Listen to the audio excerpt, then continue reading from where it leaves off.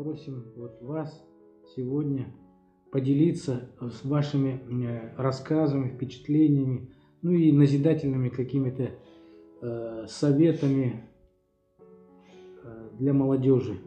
Уважаемые зрители, уважаемые коллеги и, конечно, самое главное, уважаемое молодое поколение. Но прежде чем обратиться вообще к воспоминаниям о тех далеких годах, я хочу несколько слов сказать о том, кого мы считаем дети войны. Это, несомненно, очень большая группа населения бывшего Советского Союза. Это те люди, которые имели прямое отношение к Великой Отечественной войне. И вот накануне празднования 80-летия Великой Победы я бы хотел поделиться с вами некоторыми своими мыслями, некоторыми своими воспоминаниями и оценками той ситуации, которая была в те годы и в которой мы, в принципе, находимся сейчас. Значит, прежде всего, кто такие дети войны? Это то поколение, которое родилось в конце 20-х, 30-е и в первой половине 40-х годов прошлого столетия. Это поколение я бы разделил на две группы. Прежде всего, это те, кто родился в конце 20-х годов. Это те, кому не хватило буквально 3-4 лет для того, чтобы с оружием в руках в 1941 году принять участие в Великой Отечественной войне. И то поколение, которое родилось, будем говорить, в половине 30-х и в начале 40-х годов.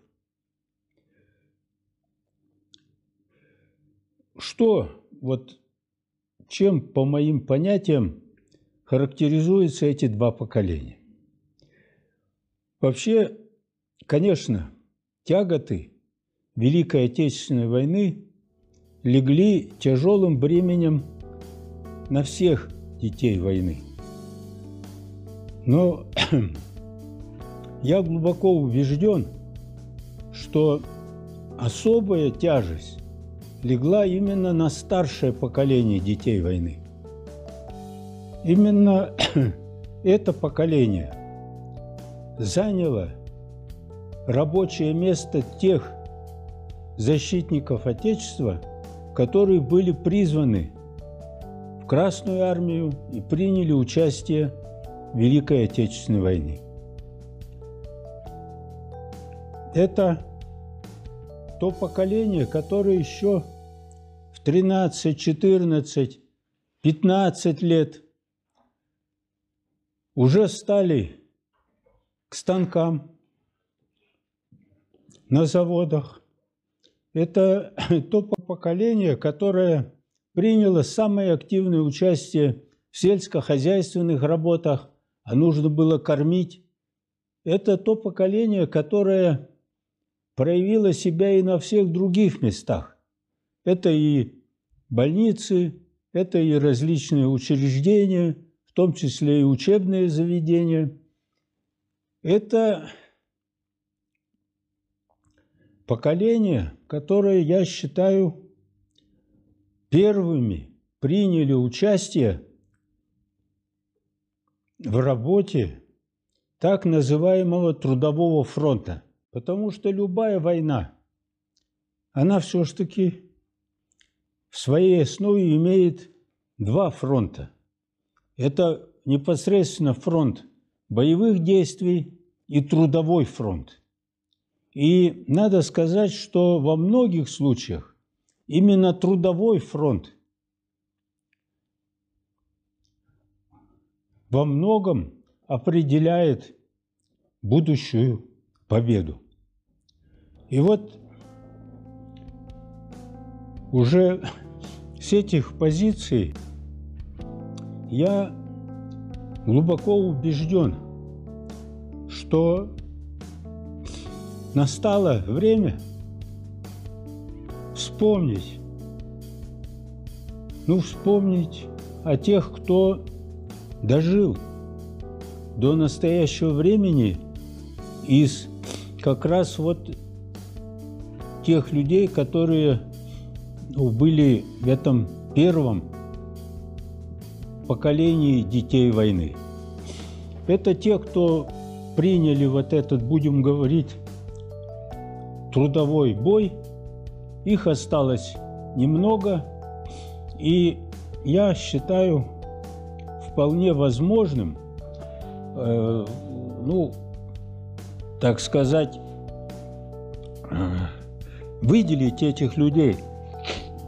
И я, считаю, что настало такое время, когда нужно людей вот этого поколения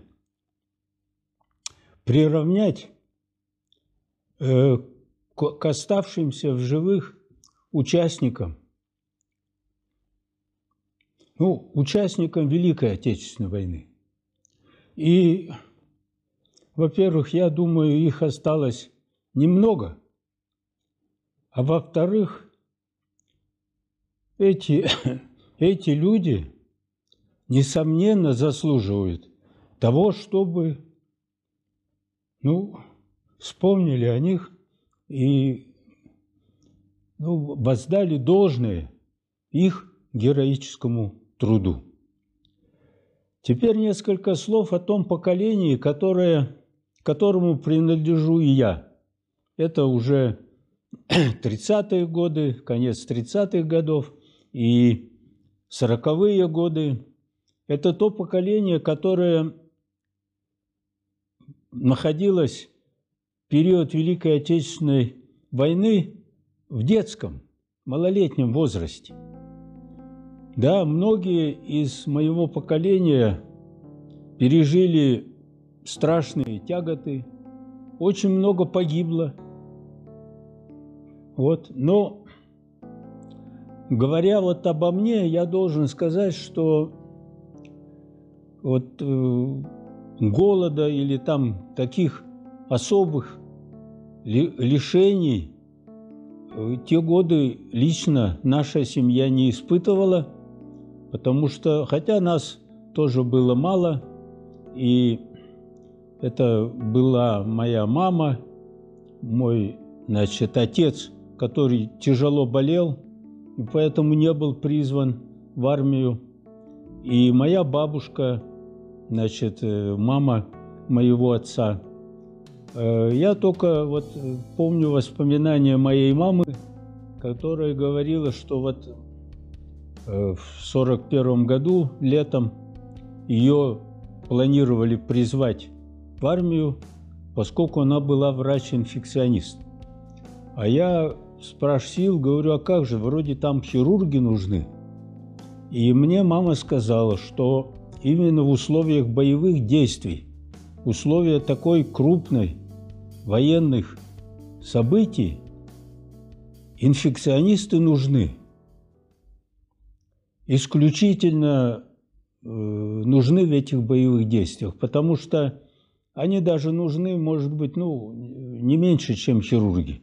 Хотя хирурги, конечно, нужны, но борьба с инфекционными заболеваниями в сложнейших условиях военных действий – это одно из таких приоритетных направлений. Как бы там ни было, к этому времени выяснилось, что моя мама беременна мною, и в конце 1941 года родился я. К сожалению, в январе 1945 года умер мой отец, и 9 мая, День Победы, он все-таки остался в моей памяти. Остался он таким событием, что над городом летал самолет и разбрасывал листовки. Листовки были розового и такого голубоватого цвета. Это я хорошо помню. Это в Якутске, да? Да, это летали над Якутском и разбрасывали вот эти листовки, где было, написано было, что победа. К сожалению, у меня была такая листовка, но она в настоящее время не сохранилась. Теперь вот опять-таки несколько слов вот об этом поколении. 9 мая 1941 года закончилась военная конфронтация будем говорить, с объединенным таким под германским командованием армии европейских стран. Сейчас уже не секрет. Раньше как-то об этом не говорили. Или говорили, то очень мало. Фактически вся Европа против нас воевала. И наступил период, когда началась заключительная фаза Второй мировой войны уже на Востоке, с Японией. А после этого наступил период, когда начался процесс восстановления Советского Союза после Великой Отечественной войны. Это тоже непростой был период. Это был тяжелейший период для всей нашей, будем говорить, к тому времени державы Советского Союза. Потому что мы очень много потеряли населения, особенно мужского населения, в годы Великой Отечественной войны. Мы получили огромные разрушения, и все нужно было это восстановить. Но этого было мало. Жизнь показывала, и это хорошо, я понимаю, видела руководство Советского Союза, что этого мало, нужно было предпринять какие-то меры и выйти на совершенно новый экономический рубеж. И вот здесь я хочу отдать должное и напомнить всем, может быть, и рассказать молодому поколению, что именно дети войны, ведь дети войны провели эту гигантскую работу, начиная с громких таких событий экономических, как поднятие Целины, строительство Байкало-Амурской магистрали, БАМа, это строительство металлургических комбинатов, когда стало ясно, что нужен и металл, и нужна вообще подъем всей промышленности. Это строительство гидроэлектростанций по всей России и по странам нашего теперь уже ближнего зарубежья. И чисто по Якутии, ведь это открытие и разведка крупнейших месторождений. Это месторождения таких, как алмазов, месторождения золота, месторождения угля, да и многих других полезных ископаемых. Это целая эпоха, которая затронула конец 40-х, 50-х, 60-е годы. И вот, ну как сказать, главной движущей силой в этом процессе как раз были дети войны. Это вот то молодое, будем говорить, поколение детей войны, которые родились в 30-е, 40-е годы. Это они совершили вот такой, ну я бы сказал, совершили героический поступок. Об этом надо говорить.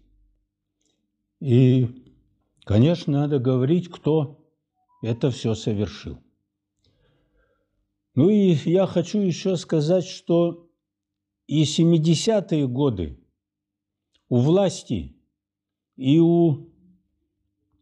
будем говорить, у всех основных движущих структур находились дети войны. Конечно, я понимаю, что это фактически все население Советского Союза, по крайней мере, большая часть этого населения. И сейчас воздавать какие-то особые там заслуги этому поколению, ну, может быть, и не нужно. Я вот сегодня ради этого интервью одел специально медаль, которую мне вручили как, дети войны. Я честно скажу, что это очень приятно, и я горжусь этим. Ну и уже в завершении своего выступления я хочу сказать, что вообще многие политические события, они в той или иной степени связаны именно с детьми войны. Ведь, мягко говоря, в конце 70-х, начало 80-х годов прошлого столетия дети войны в силу объективных причин, в силу многих других факторов,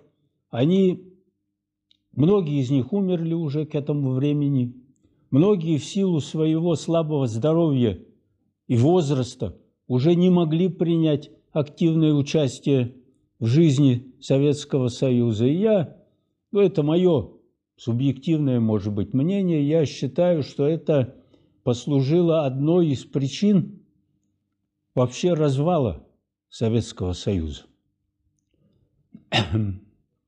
Может быть, это громко сказано, но пришло другое поколение.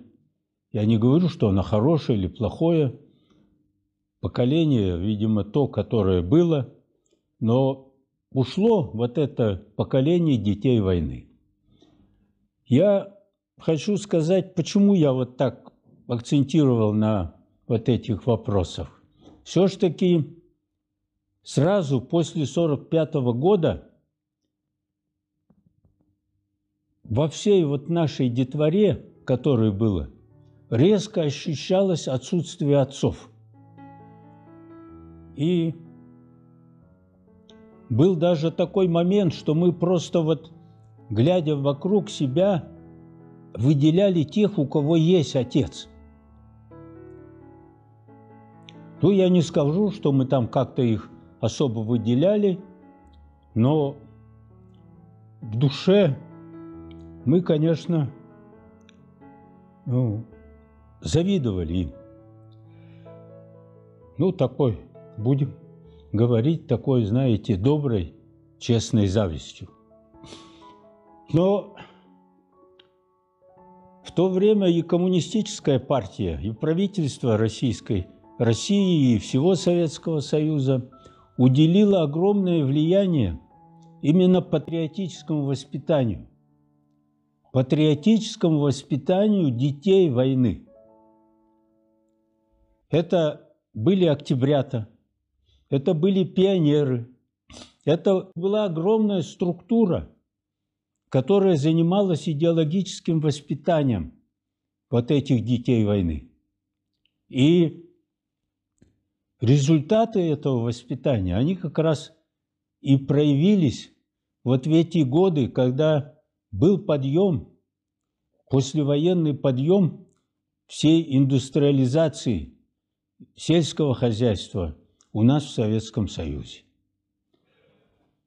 Ну и в завершении своего выступления я хочу, во-первых, поздравить ветеранов Великой Отечественной войны, их осталось не так уж много. Я хочу поздравить детей войны старшего поколения, которых тоже осталось немного. Вот. И мы даже помним их. И среди ученых есть много таких, которые были. Вот в моей памяти я хорошо помню Чешского Николая Васильевича. Я хорошо помню Шафера Юрия Григорьевича. Вот это люди, которые были. Ректор университета Попов, участник войны, он был искалечен, рука у него плохо двигалась, я помню. И было много-много таких. Но это были люди того старшего поколения, участников войны, которые проводили среди нас, молодого поколения, не только такую административную, воспитательную работу, но и определенную, конечно, большую идеологическую работу. Поэтому я поздравляю ветеранов и Великой Отечественной войны, поздравляю ветеранов Трудового фронта, ну и хочу поздравить вообще всех жителей Российской Федерации, Республики Саха-Якутия с наступающим 80-летием со дня Великой Победы, Великой Отечественной войны. Спасибо.